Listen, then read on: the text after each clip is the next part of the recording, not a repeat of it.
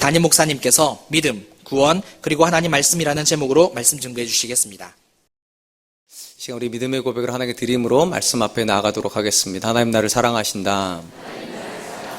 하나님 내 인생의 크고 비밀한 계획 가지고 계신다. 하나님 오늘도 나와 동행하셔서 그 계획 이루어 주신다. 아멘. 그렇게 될 줄로 믿습니다. 아멘. 성경에서 우리가 발견하는 가장 독특한 점 중에 하나가 있다면 하나님께서 강하고 유능한 사람들과 일하시는 것이 아니라 약하고 심지어 사람들 눈에 무능해 보이는 자들을 통해서 일을 하신다는 사실입니다. 하나님이 이스라엘 민족을 이루기 위해서 이미 다산을 하여 많은 가족을 이끌고 있는 사람을 부르신 것이 아니라 75세의 나이까지 자녀 한 명을 낳지 못하는 무능한 아브라함을 선택하셨습니다. 이런 선택은 민족을 염두에 두고 있는 선택이었다는 점에서 아무리 생각을 해보아도 합리적인 선택 같지는 않습니다. 또한 하나님께서 출애굽을 할 이스라엘을 위해서 염두에 두셨던 사람은 80의 모세였습니다.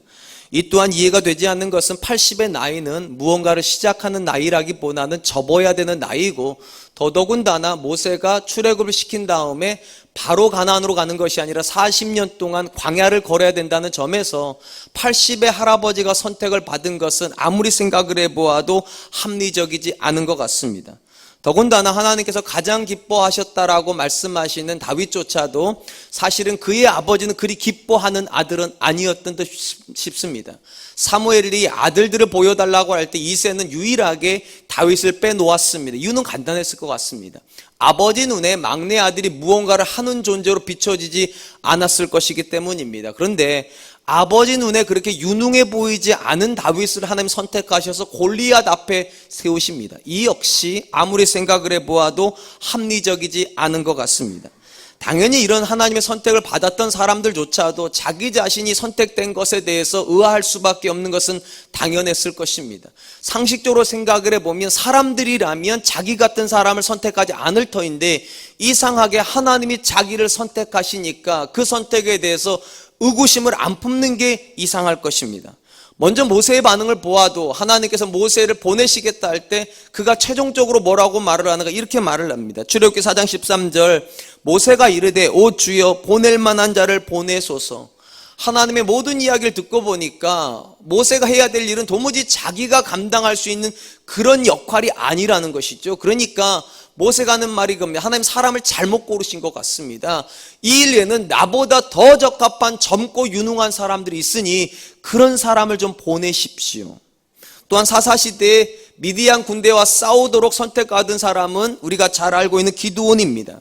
그는 큰 용사라고 그렇게 자기를 호칭하는 천사의 부름 앞에서 스스로 그걸 부정을 합니다. 그러면서 뭐라고 말을 하는가, 이렇게 말합니다. 사사기 6장 15절, 그러나 기드온이 그에게 대답하되 오 주여 내가 무엇으로 이스라엘 구원하리까? 보소서 나의 집은 므낫세 중에 극히 약하고 나는 내 아버지 집에 가장 작은 자니이다.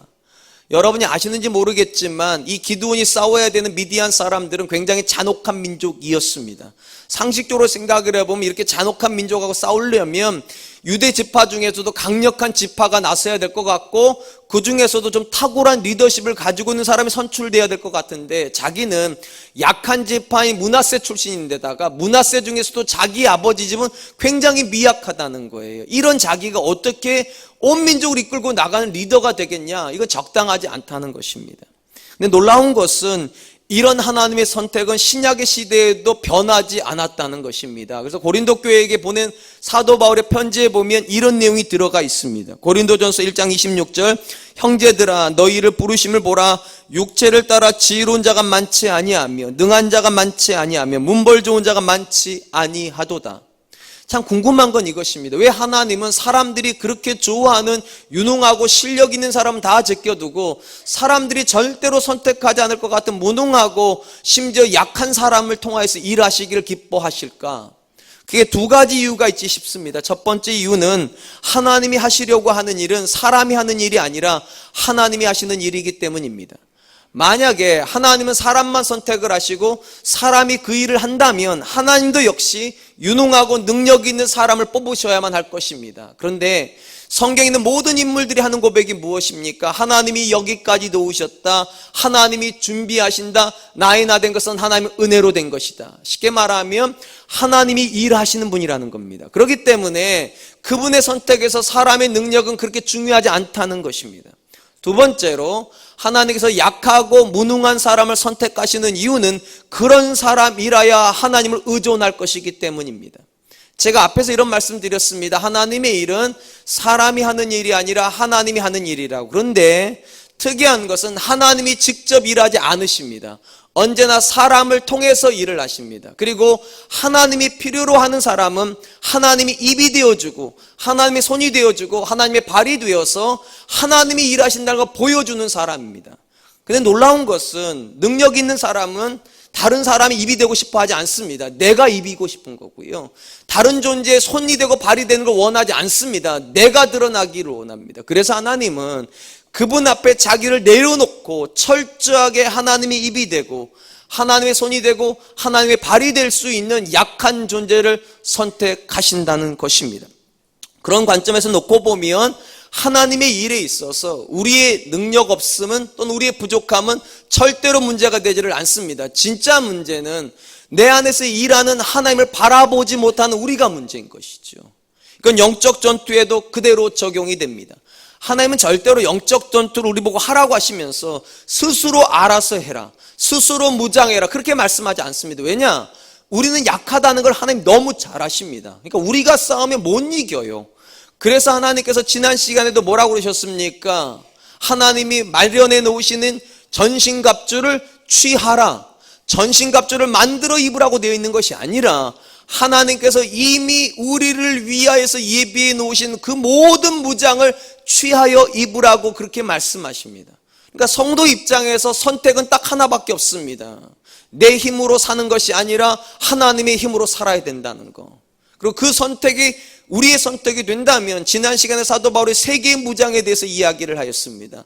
진리로 허리띠를 띠고 의의 흉배를 붙이고 그리고 평안의 복음에 예비한 신발을 신어야 된다 그렇게 얘기를 합니다. 오늘 본문은 나머지 세 가지에 대한 내용을 가지고 있습니다. 과연 우리가 정말로 하나님께서 기뻐하시는 영적인 싸움을 하려면 무엇으로 더 무장을 해야 되는가? 16절 17절입니다. 모든 것 위에 믿음의 방패를 가지고 이로써 능히 악한 자의 모든 불화살을 소멸하고 구원의 투구와 성령의 검 곧 하나님의 말씀을 가지라. 특별히 이 네 번째 무기가 굉장히 중요한 것 같습니다. 길이가 굉장히 길어요. 모든 것 위에 믿음의 방패를 가지고 이로써 능히 악한 자의 모든 불화살을 소멸하라. 특별히 사도 바울이 언급하고 있는 이 방패는 우리가 생각하는 손방패를 말하는 건 아닙니다. 사도 바울이 말하고 있는 방패는 그 당시 로마 군인들이 사용했을 큼직한 방패를 언급하고 있는 것이 틀림이 없습니다. 그 당시 로마 군인들은 얼마나 큰 방패를 가지고 있었는가? 가로가 1.2m, 세로가 0.75m. 그러니까 사람이 몸을 웅크리고 들어가면 사람이 안 보일 만큼, 아무리 불화살이 날라와도 그 속에만 들어가 있으면 안전한 그렇게 큼지막한 방패를 가지고 있었습니다. 크기에서도 특징이 있었지만 진짜 특징은 이 방패의 외관에 있었습니다. 이 방패는 어떤 외관을 가지고 있었는가? 물론 나무에다가 철을 바르기도 했지만 로마 군인들은 거기다 가죽을 씌웠답니다. 이 가죽을 왜 씌웠는가? 불화살이 왔을 때 진화시키기 위해서, 불을 끄기 위해서는 나무로는 타버리니까 동물의 가죽을 붙여가지고 불화살이 들어오지 못하도록 그렇게 했답니다. 오늘 본문에서 사도 바울이 왜 믿음의 방패를 가지라고 말을 하는가? 마귀가 지금도 불화살을 쏘기 때문이라는 겁니다. 그리고 그 불화살을 막아낼 수 있는 유일한 통로가 믿음이라고 그렇게 말하는 것입니다. 그럼 일단 이 본문에서 마귀가 쏜다고 말을 하는 불화살의 실체가 무엇일까? 물론 정확하게 이거다라고 말하기는 어려워요. 왜냐하면 사도 바울이 그렇게 언급을 안 하고 있기 때문에. 근데 전혀 어렵지가 않습니다. 일단 제가 서론에서 이렇게 말씀드렸어요. 하나님은 능력 있고 유능한 사람을 선택하시는 것이 아니라 약하고 어딘지 무능한 사람을 선택하십니다. 당연히 그런 존재에게 마귀는 어떻게 공격을 하는가? 너 할 수 없어, 이렇게 공격한다는 거죠. 니까짓 게 뭐를 할 수 있냐고. 네가 재능이 있기를 해, 네가 학벌이 있기를 해, 네가 인맥이 있기를 해, 네가 능력이 있기를 해, 네가 돈이 있기를 해. 늘 그런 식으로 공격한다는 거. 그리고 그런 현실 앞에 서면 초라해지는 거죠. 여러분 자녀가 여러분들한테 이렇게 말한다 생각해 보세요. 아빠가 나한테 해줄 수 있는 게 뭔데? 엄마가 나를 위해서 해줄 수 있는 게 뭔데? 도대체 내 인생에 도움이 안 된다고. 우리 뭐라고 말합니까? 좌절해버리죠. 그치? 내가 해준 게 뭐가 있겠어? 그렇게 해가지고 믿음을 무너뜨린다는 겁니다. 신앙을 무너뜨린다는, 그리고 하나님과의 관계가 불편해져요. 그러고 나면 왜 이렇게 나는 못 났는지, 하나님 나한테 좀 복도 좀 많이 주셔가지고 나도 좀 당당하게 살게 해주시지, 왜 이렇게 나를 못 나게 만들어 놓으셨는지. 이게 불화살이죠. 약하니까, 우리가 부족하니까 당당할 수가 없어요. 그때 사도 바울이 이렇게 말하는 겁니다. 그 상황에서 우리가 피하여 갈 수 있는 구석이 있다고. 믿음으로 피하여 가야 된다고. 믿음의 방패 안으로 내가 들어갈 때 마귀는 더 이상 공격하지 못한다는 것입니다. 그렇다면 사도 바울이 말하고 있는 불화살이 우리 연약함에 근거해서 쏘는 거라면 사도 바울이 여기서 피하여 가라고 말하고 하는 믿음은 도대체 또 무엇인가? 우리 성경은 믿음과 관련돼서 크게 두 가지 관점이 소개가 되는 것 같습니다. 첫 번째는 구원하는 믿음입니다. 이런 거죠. 주 예수를 믿으라, 그리하면 너와 내 집이 구원을 얻으리라. 쉽게 말하면 예수 그리스도 안에서 이루어놓은 모든 사건이 나를 위한 사건이라고 받아들이는 것, 이것을 성경은 믿음이라고 부릅니다. 이거는 구원 얻는 믿음입니다. 그런데 성경에 보면 이 믿음만 있질 않습니다. 또 하나의 믿음이 있습니다. 역사하는 믿음이에요. 할 수 있거든이 무슨 말이냐? 믿는 자에게 능치 못함이 없느니라. 내게 능력 주시는 자 안에서 내가 모든 것을 할 수 있느니라. 사도 바울이 오늘 본문에서 피하여 가야 된다, 또 높이 들어야 된다고 말하는 방패, 믿음은 다른 믿음이 아닙니다. 구원 얻는 사람이 그 다음으로 가져야 되는 믿음, 역사하는 믿음이에요. 하나님이 살아계시니까 그 하나님이 내게 능력을 베풀어 주실 거니까 내 약함이 문제가 되지 않는다, 내 부족함이 문제가 되지 않는다, 그렇게 하고 당당하게 일어설 수 있는 믿음. 저는 우리 사랑과 느껴 성도님들이 고백하는 믿음이 그 믿음 될 수 있기를 축원드립니다. 사무엘상 17장은 우리가 잘 아는 다윗과 골리앗에 대한 이야기입니다. 내용을 너무 잘 아시니까 내용을 언급하지는 않겠습니다. 그런데 이 사무엘상 17장에서 우리가 주목해야 될 내용이 하나가 있습니다. 다윗에게 들려지는 세 개의 목소리가 있다는 겁니다. 근데 세 개의 목소리가 다 굉장히 부정적입니다. 가장 먼저 다윗이 들어야 됐던 소리는 그의 형이 했던 음성입니다. 사무엘상 17장 28절입니다. 큰형 엘리압이 다윗이 사람들에게 하는 말을 들은지라. 그가 다윗에게 노를 바라여 이르되 내가 어찌하여 이리로 내려왔느냐? 들에 있는 양들은 누구에게 맡겼느냐? 나는 내 교만과 내 마음의 완악함을 아노니 내가 전쟁을 구경하러 왔도다. 큰형 엘리압이 지금 뭐라고 말하라는가? 너 지금 전쟁 구경하러 왔지? 그러면서 하는 말이 너 아까 전에 사람들하고 얘기하는 게 골리앗과 싸우는 얘기를 했거든요. 너 그거 핑계라는 거죠. 그 전쟁을 구경하러 왔다고 말하면 사람들이 책망할까봐 자기를 포장하기 위해서 골리앗의 전쟁을 자꾸만 뒤집어 씌운다는 거예요. 핑계라는 거죠. 그리고 그거를 뭐라고 말하면 교만이라고까지 묘사합니다. 너 같은 것이 무슨 골리앗이랑 싸우냐고, 택도 없는 소리를 하고 있다고, 너 그거 교만이라고. 여러분 상식적으로 생각을 해보면 형의 말이 맞아요. 어떻게 이 어린 소년이 골리앗이랑 싸우겠어요? 그럼 그쯤 되면 그지 형, 내가 잘못 생각한 거지, 나 갈게 하고 가야 되는 겁니다. 근데 다윗이 그렇게 하지를 않아요. 뜻을 굽히지를 않습니다. 싸우겠다고 나섭니다. 그래가지고 이 소식이 누구에게까지 들어갑니까? 사울에게가 들어가요.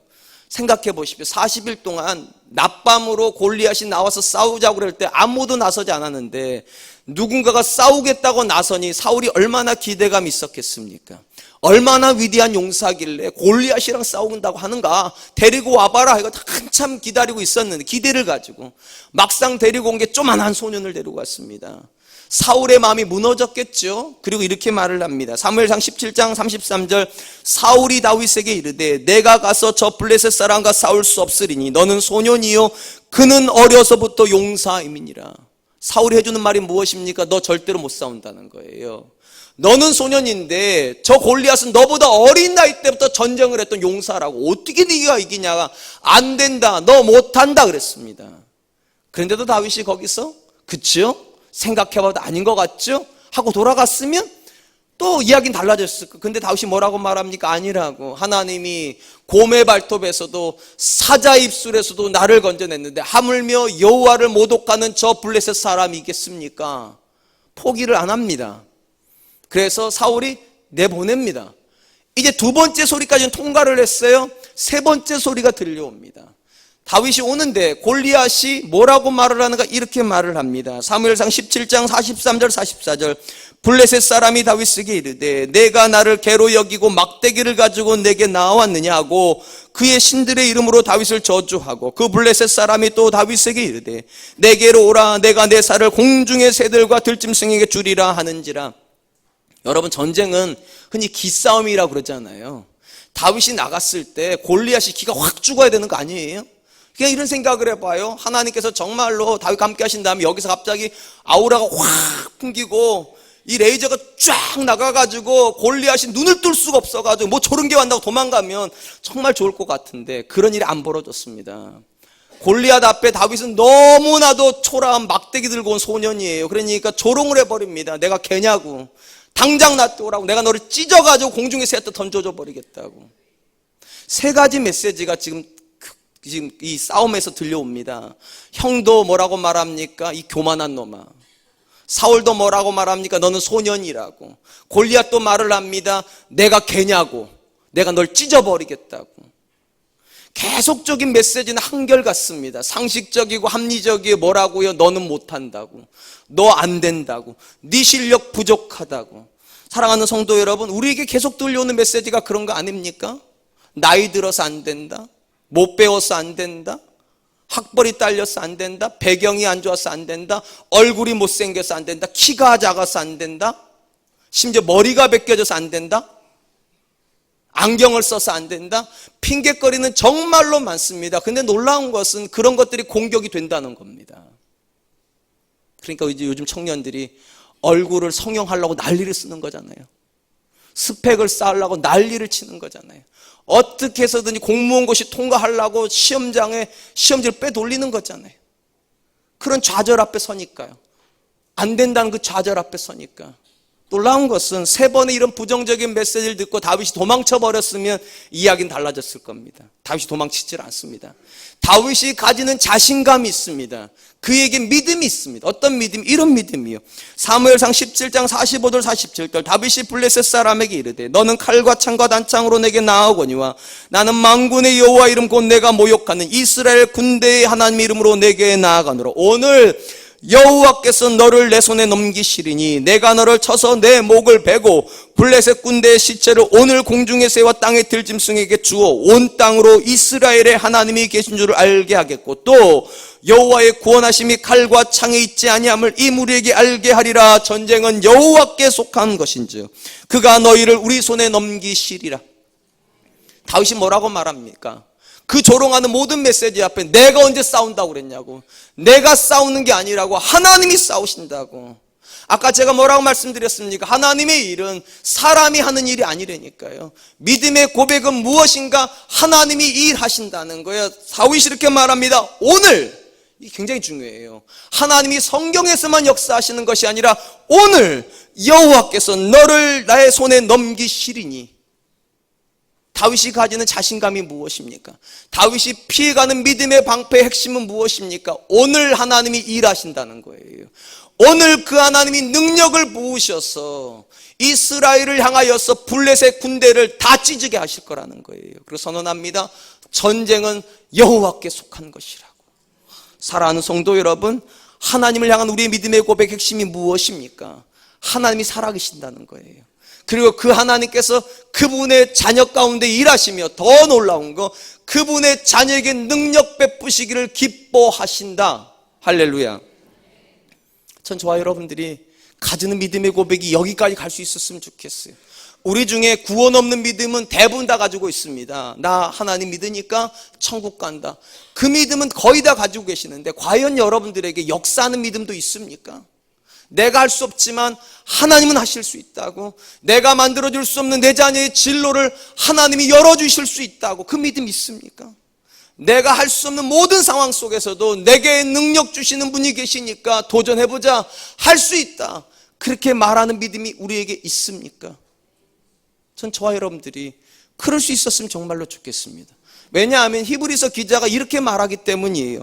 히브리서 4장 16절, 그러므로 우리는 긍휼하심을 받고 때를 따라 돕는 은혜를 얻기 위하여 은혜의 보좌 앞에 담대히 나아갈 것이니라.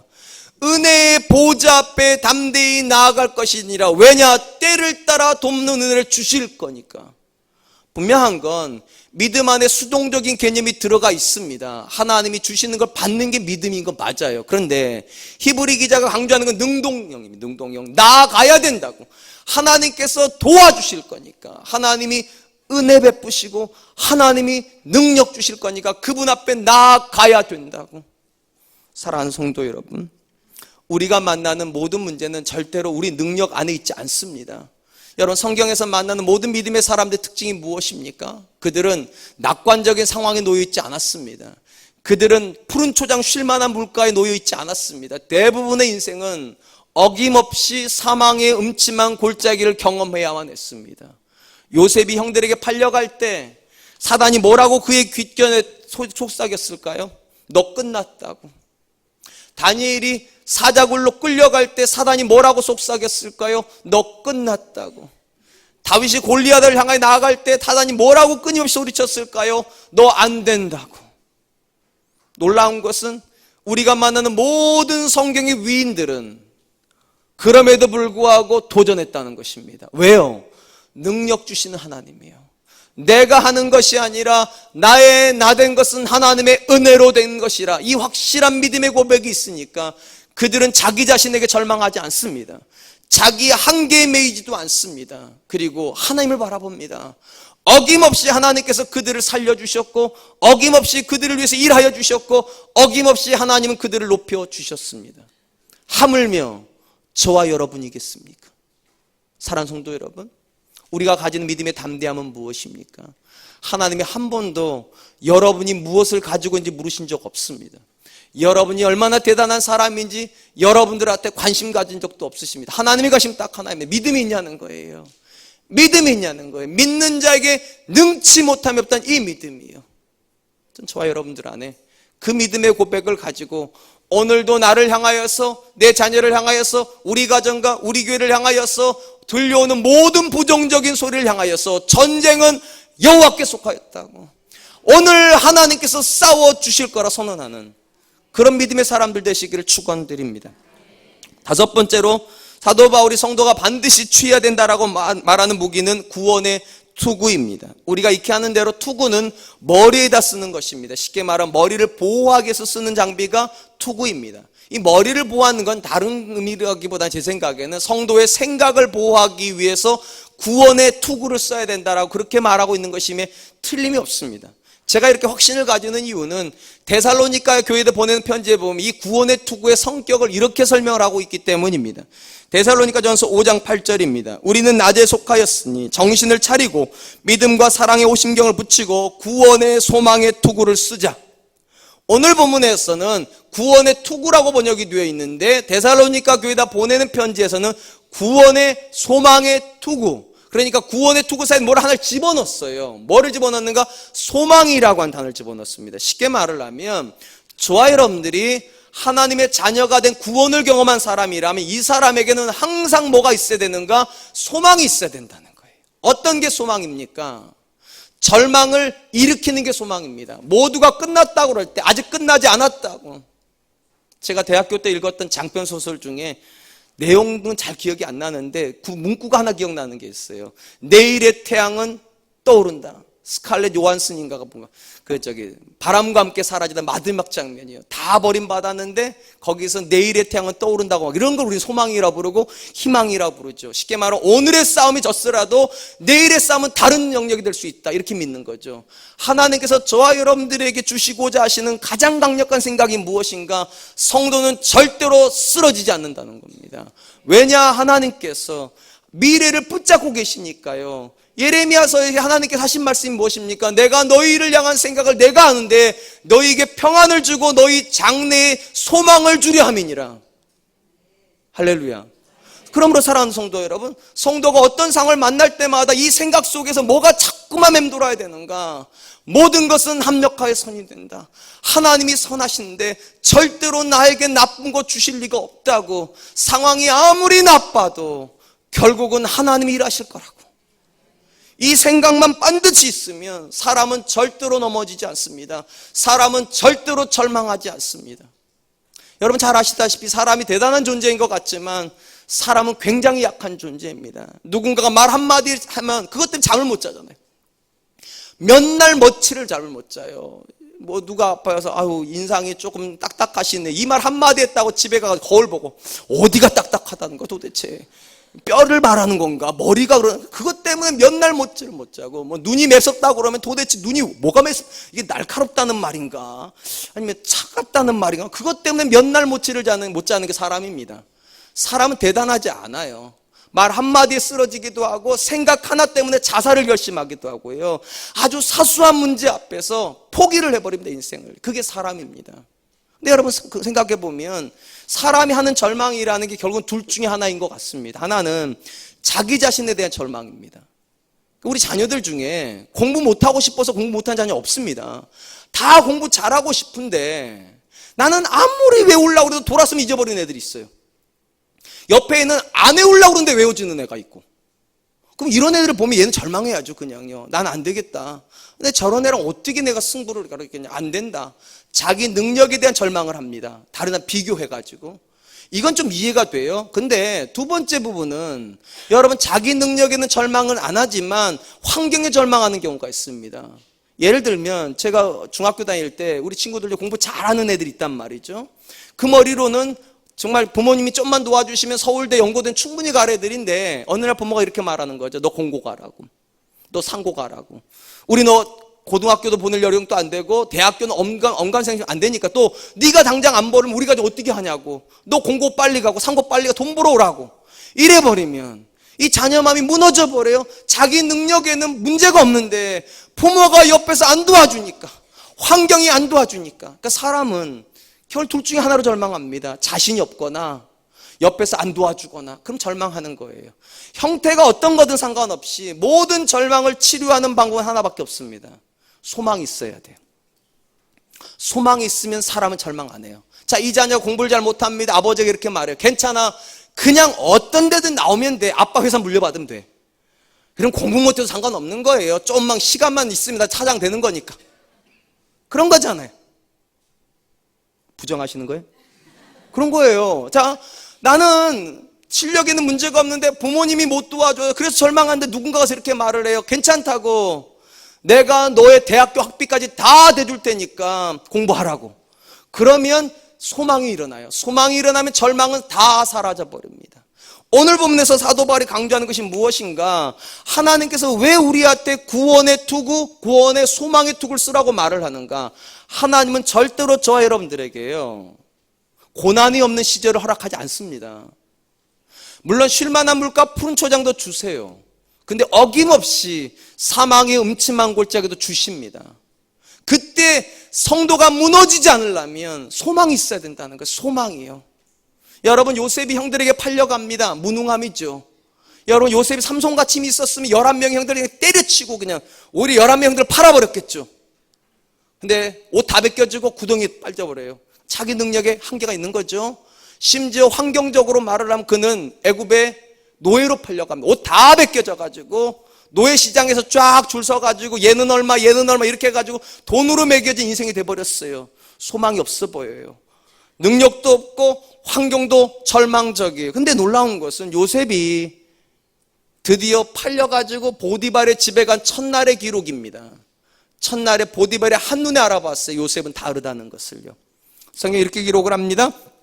창세기 39장 2절 3절 여호와께서 요셉과 함께 하심으로 그가 형통한 자가 되어 그의 주인 애굽 사람의 집에 있으니 그의 주인이 여호와께서 그와 함께 하심을 보며 또 여호와께서 그의 범사에 형통케 하심을 보았더라. 여러분 잘 생각해 보세요. 17살짜리 청소년인데 이 아이가 노예로 팔려갔으면 아무리 생각을 해봐도 그 인생에 즐거움 없을 것 같아요. 그 인생에 낙이 없을 것 같아요. 근데 놀라운 것은 주인이 보기에 이 아이는 마치 소망이 넘치는 아이처럼 비쳤다는 겁니다. 하나님과 동행하여서 하는 모든 일마다 잘 된다는 거예요. 왜 잘 될까요? 여러분 생각해 보세요. 어떤 일이 잘 되던가요? 의욕을 가지고 하지 않는 일 중에 잘 되는 거 있습니까? 없습니다. 공부 잘하는 애들 왜 잘할까요? 의욕을 가지고 하니까 잘하는 거예요.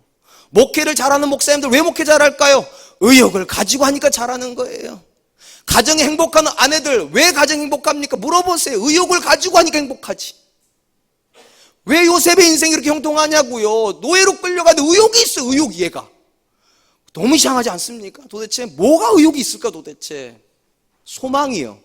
하나님이 내 인생에 선한 계획을 가지고 있다는 이 소망이 있으니까 무너지지 않아요. 팔려갔는데도 무너지지를 않아요. 더 놀라운 이야기. 그렇게 열심히 살았으면 하나님께서 잘 됐더라 하고 해편등해 주셔야 될 것 같은데 또 한 번 구덩이를 밀어 넣어버려서 감옥으로 내려갑니다. 성경에 뭐라고 말합니까? 절망했다 기록합니까? 아닙니다. 거기서도 요셉은 여전히 하나님과 동행하고 있어요. 무슨 말입니까? 소망을 믿고 있다는 거예요. 하나님의 선한 뜻이 있다고. 이 상황 속에서도 내가 비록 이해할 수는 없지만 하나님의 선한 뜻이 있다고 무너지지 않아요. 사랑하는 성도 여러분, 하나님께서 저와 여러분들에게 기대하시는 생각이 무엇일까요? 자, 한번 물어볼게요. 하나님 저와 여러분들이 긍정적인 생각을 원할까요? 부정적인 생각을 원하실까요? 아셨네요? 그러면 불안하기를 원하실까요? 담대하기를 원하실까요? 그것도 아셨어요? 비판적이기를 원할까요? 수용적이기를 원하실까요? 그것도 아시네요. 그러면 여러분은 긍정적이시죠? 네, 잘 대답하시다가 왜 대답을 못하세요? 이럴 때는 아멘 하시면 돼요. 아멘은 뭐냐? 그렇게 되기를 원합니다예요. 그러니까 이제 아멘 나오시네. 자, 여러분 긍정적이시죠? 여러분은 낙관적이시죠? 여러분 수용적이시죠? 맞아요. 하나님께서 저와 여러분들에게 기대하시는 생각은 다 압니다. 하나님은 우리가 평안하기를 원하고 하나님 우리가 긍정적이기를 원하고 하나님 우리가 담대하기를 원하는데 문제는 이것입니다. 자꾸만 상황이 우리 마음을 무너뜨린다는 거예요. 자꾸만 상황이 우리의 생각을 무너뜨린다는 거예요. 그러니까 하나님 말씀하시잖아요. 구원의 소망의 투구를 쓰라고. 상황에 흔들리지 말고 여건 따라 판단하지 말고 믿음으로 소망으로 판단하라고. 합력하여 선을 이루어 주신다고. 하나님께서 이 모든 과정을 통하여서 이루고 싶은 그분의 계획이 있어서 내게 잠시 어려움을 주시는 거라고. 사도 바울이 로마서에서 8장에서 뭐라고 말하는가 이렇게 말합니다. 로마서 8장 32절 자기 아들을 아끼지 아니하시고 우리 모든 사람을 위하여 내주시니가 어찌 그 아들과 함께 모든 것을 우리에게 주시지 아니하겠느냐. 바울이 담대함이 이런 거예요. 하나님께서 가장 귀하신 예수님을 주셨는데 그 정도로 우리를 사랑하는데 어떻게 우리를 버리시냐는 거예요. 어떻게 우리에게 나쁜 거 주실 수 있냐는 거예요. 아니라는 거예요. 우리 눈에 나쁜 것처럼 보이는 것일 뿐이고 우리 눈에 좌절처럼 보일 뿐이지만 그 모든 과정은 나를 잘되게 하기 위해서, 나를 잘되고 우리 가정을 잘되고 우리 교회를 잘되게 하기 위해서 잠시 어렵게 하는 것뿐이라고. 여러분 요셉의 이야기를 다시 생각해 보세요. 인간적으로 생각해보면 요셉의 이야기는 계속 실패인 것 같아요. 형들에게 버림받고 보디발에게 버림받고 심지어 술 맡은 관원장에도 버림받아요. 계속 버림받아서 바닥으로 내려가는 것 같아요.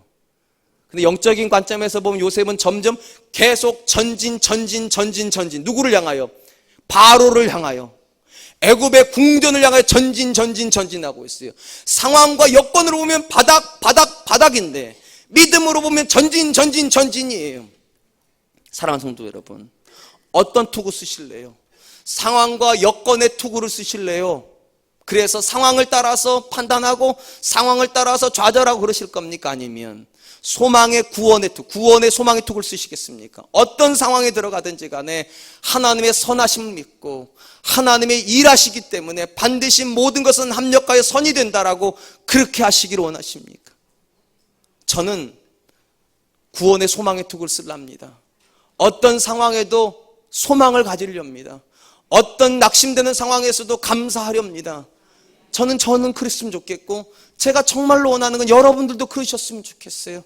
마음에서 부정적인 생각을 빼내십시오. 낙심하는 마음도 벗어버리십시오. 두려워하는 마음도 벗어버리십시오. 하나님은 그 생각 주고 싶어 하지 않으십니다. 구원의 투구를 쓰라. 어떤 생각을 하는가? 그게 나입니다. 마지막으로 사도 바울이 영적인 전투라는 성도들에게 가져야 된다라고 말하는 무기는 성령의 검입니다. 우리가 잘 알고 있는 대로 앞에 5가지 무기는 다 방어형 기조였다면 마지막 6번째는 공격형 무기입니다. 근데 특이한 건 사도 바울이 성령의 검, 곧 하나님의 말씀을 가지라 부연 설명을 해주셨어요. 성령의 검이 하나님의 말씀이라고. 이렇게 놓고 나니까 문제가 하나가 생겼습니다. 어떤 문제가 생겼는가? 맨 첫 번째 무기 기억나세요? 진리의 허리띠. 그러면 여러분, 진리하고 하나님의 말씀은 다른 겁니까? 다르지 않죠. 하나님의 말씀이 진리입니다. 근데 왜 사도 바울이 굳이 구별을 한 걸까요, 그러면? 물론 앞뒤를 말씀으로 꽉 메꾸기 위해서 앞뒤를 이렇게 수미 양괄식이라고 그러지 않습니까? 우리 국어 시간에 이렇게 강조를 하기 위해서 그렇게 했다 충분히 할 수 있습니다. 그런데 그렇게 따지면 앞에도 진리라는 말 쓰고 뒤에도 진리의 검 이렇게 썼으면 될 텐데 굳이 하나님의 말씀이라고 쓴 이유가 있을 거란 말이죠. 제가 생각할 때 이런 관점을 사도 바울이 가지고 있는 것 같습니다. 진리는 옳고 그름에 대한 기준입니다. 쉽게 말을 하면 하나님께서 우리에게 진리를 가지라고 말씀하시는 이유는 적어도 죄를 안 지어야지만 싸움이 시작된다는 거예요. 거짓에 속아가지고 거짓 때문에 죄를 짓기 시작하면 이미 영적인 싸움 끝나버리니까 최소한 먼저 진리의 울타리 안으로 들어와야 된다는 거예요. 그래야지만 공격을 시작할 수 있으니까. 그러니까 하나님은 최소한 저와 여러분들이 죄를 안 짓기를 원하십니다. 그러기 때문에 말씀을 배우라는 거예요. 몰라서 짓는 죄가 있으니까. 근데 여러분 한 가지만 더 여쭤볼게요. 내가 죄를 안 지으면 그게 하나님 뜻입니까? 하나님은 우리가 죄 안 짓는 사람 되기는 것만을 원하셨을까요? 조금 노골적으로 말씀드리면 내가 다른 남자를 사귀지도 않고 내가 다른 여자에게 마음 주지도 않고 오직 내 남편, 내 아내만 내가 생각하고 살고 있기 때문에 나는 근사한 남편입니까? 나는 근사한 아내입니까? 나는 내 자녀들에게 먹을 것도 먹여주고 있고 입힐 것도 입혀주고 있고 학교도 보내주고 학원도 보내주니까 나는 좋은 부모입니까? 물론 나쁜 부모는 아닙니다. 나쁜 부부도 아닙니다. 근데 그게 전부는 아니죠. 하나님께서 원하시는 부부가 어떤 부부입니까? 그 남편 때문에 아내가 감동하는 거고요. 그래서 하나님께 감사하고 그 아내 때문에 남편이 너무 고마워서 하나님께 감사하고 그 부모 때문에 자녀들이 하나님 감사합니다. 내게 이런 부모 주셔서 내가 성적으로 평가를 받는 사람이 아니라 믿음으로 인격으로 평가받게 해주시니 감사합니다. 그런 부모 아니냐고요. 여기서 진리라고 하는 건 최소입니다. 그러니까 쉽게 말하면 최소 그런 사람 되지 말아야 된다. 마지막에 나오는 말씀의 검은 긍정적인 겁니다. 그럼 어떤 사람이 될 것인가? 그럼 어떻게 살 것인가? 하나님의 말씀을 구현해내면서 살으라는 겁니다. 내 삶 속에서 마귀가 뿌려놓은 많은 잔재들이 있어요. 부부 사이를 멀어지게 하는 많은 잔재들을 말씀으로 끊어내라는 거예요. 부모와 자녀 사이에 가로막는 장벽들이 있어요. 말씀으로 무너뜨리라는 거예요. 직장 생활을 할 때 내 안에 패배감들이 있어요. 말씀의 검으로 무너뜨리라는 거예요. 그래야 그곳에 하나님의 임재가 임하고 그곳을 하나님이 다스려 주실 거니까. 진리에만 머물지 마시고 하나님의 말씀을 가지고 공격해 들어가라고. 가정을 지키기 위해서, 우리 부부관계를 지키기 위해서, 그리고 교회와 직장을 지키기 위해서 말씀을 사용해라. 특별히 이 부분에서 예수님이 보여주신 모델을 잠깐 소개하려고 합니다. 예수님이 마태복음 4장에서 4개의 시험을 받으시죠. 다 뭐로 이기십니까? 말씀으로 이기세요. 그 중에 첫 번째 시험이 굉장히 의미가 있습니다. 마귀가 예수님에게 뭐라고 도전을 합니까? 이 돌로 떡이 되어 만들어 먹으라고 합니다. 근데 예수님께서 거절하세요. 왜 거절하십니까? 이건 진리가 아니기 때문입니다. 여러분, 진리의 관점에서 떡하고 돌은 다른 겁니다. 그러니까 떡이 돌이 돼버리면 마치 이렇게 될 수 있어요. 내 필요에 따라서 거짓이 진실이 될 수도 있고 진실이 거짓이 될 수 있어야죠. 내 필요에 따라서. 진리의 기준은 무엇인가? 그럴 수 없다는 겁니다. 최소한 진리는 거짓을 진리로 바꿔놓으면 안 돼요. 또 진리가 거짓이 돼도 안 되는 거예요. 거기까지만 예수님이 하셨다면 우리도 그 정도에 머물면 됩니다. 근데 예수님께서 거절로 멈추지 않으시고 공격을 해 들어가세요. 뭐라고 말합니까? 사람이 떡으로만 살 것이 아니라 하나님의 입에서 나오는 모든 말씀으로 살 것이 아니라 공격을 해버립니다. 돌로 떡을 안 받는 정도가 아니라 모든 사람이 떡만을 먹고 살 때 나는 말씀을 가지고 산다. 그게 공격이에요. 다른 사람과 다른 가치관을 가지고 살아가면서 내 삶 속에서 하나님의 살아계심을 보여주리라. 내 삶 속에서 하나님의 뜻을 이루어 나가리라. 그럼 어떤 일이 벌어지는가? 사단이 쫓겨나가는 겁니다. 사단이 쫓겨나가는 거예요. 떡으로 나를 더 이상 위협하지 못합니다. 왜냐? 나는 떡으로만 살 거 아니니까. 그러므로 사랑하는 성도 여러분, 죄 안 짓는다고, 나쁜 생각 안 한다고, 나쁜 짓 안 한다고, 나 좋은 사람이라 그런 생각 버리세요. 마지막 무기가 무엇인가? 하나님의 말씀을 가지고 더 좋은 사람 되려고 하고, 내 가정이 하나님이 다스리는 가정이 되게 하고, 우리 교회가 하나님이 다스리는 교회가 되기 위하여 오늘도 나는 말씀을 가지고 산다. 사람들과 다른 가치관을 가지고 산다. 거기까지 가야 된다는 겁니다. 그러면 그 공간에서부터 사단은 쫓겨나갈 겁니다. 우리 가정에서 사단은 쫓겨나갈 줄로 믿습니다. 우리 교회에서 사단은 쫓겨나갈 줄로 믿습니다. 우리 직장의 일터에서도 사단은 쫓겨나갈 줄로 믿습니다. 그런 은혜가 있기를 축원드립니다. 이제 말씀을 맺겠습니다. 하나님께서 성도를 놓아두신 상황은 결코 녹록한 상황은 아닙니다. 아니, 엄밀히 말하면 불가능한 상황이에요. 100세의 아브라함이 자식을 낳아야 되는 상황이고요, 80세 모세가 40년을 광야를 걸어야 되는 상황인데 이게 어떻게 쉽냐고요. 이게 어떻게 가능하냐고요. 그래서 바울이 이렇게 말합니다. 믿음의 방패를 들어야 된다고. 내 힘으로 하는 거 아니라고. 하나님이 살아 역사하셔서 오늘도 나를 위해서 일하여 주실 수 있다는 이 믿음을 가지고 일어서야 되고, 부정적인 생각이 떠오를 때마다 소망의 투구를 쓰고 하나님이 지금 내 인생에 선한 계획을 가지고 계신다고. 그리고 말씀의 검을 들고 우리 가정에서, 우리 사업 현장에서, 우리 인간관계에서 하나님이 기뻐하지 않는 모든 걸 몰아내서 내 삶을 하나님이 다스리게 하리라. 이 결심으로 이번 한 주간 사실 수 있기를, 아니 평생을 사실 수 있기를 주님의 이름으로 축원드리겠습니다. 이제 우리 함께 찬양할 텐데요, 주님이 주신 땅으로라는 찬양입니다. 하나님은 분명히 저와 여러분들에게 선한 것 주고 싶어 하십니다. 그런데 하나님의 결론으로 도달하기까지 우리가 만나야 될 수많은 장벽들이 있습니다. 수많은 조롱들이 있습니다. 그 앞에 믿음으로 전진하고 하나님께서 주시는 미래적인 소망을 붙잡고 오늘도 싸우려고 하고 그 말씀의 다스림을 받으려고 할 때 결국 우리는 하나님의 꿈을 이루고 하나님이 주시는 은혜를 경험하게 될 줄로 믿습니다. 이 찬양 드리면서 하나님 전진하게 하여 주십시오. 싸우게 하여 주시옵소서. 우리 함께 찬양하겠습니다. 주님이 주신 땅으로, 주님이 주신 땅으로 한 걸음씩 나아갈 때에 수많은 적들과 견고한 성이 나를 두렵게 하지만 주님을 신뢰함으로, 주님을 의지함으로, 주님이 주시는 담대함으로 큰 소리 외치며 나아가네. 이 산들을 내게 주소서. 그날에 주께서 말씀하신 이제 내가 주님의 이름으로 그 땅을 취하리니 이 산들을